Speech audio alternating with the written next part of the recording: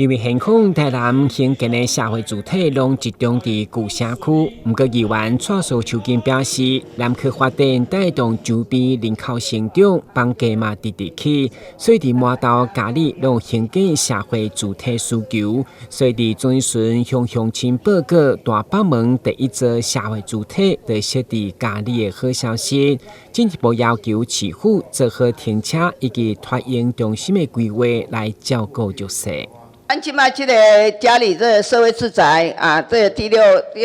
那规划啊，这边的进度呢？谢谢议员的建议哈，这个部分的话，我们国路中心已经决标了，目前的话是预计114年动工，117年完工，有165户的社会住宅跟1区的托幼中心，非常感谢议员的建议。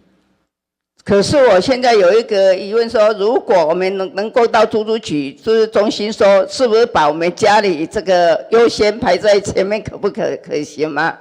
这样已经算相当快了。那3年呢？他起码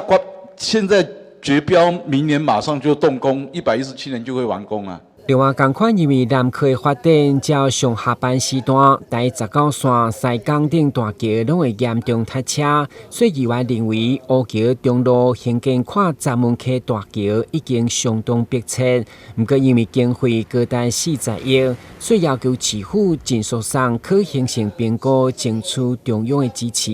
对此，干部局表示，11月中旬得上中央核定。台南新闻，军职林英根采访报道。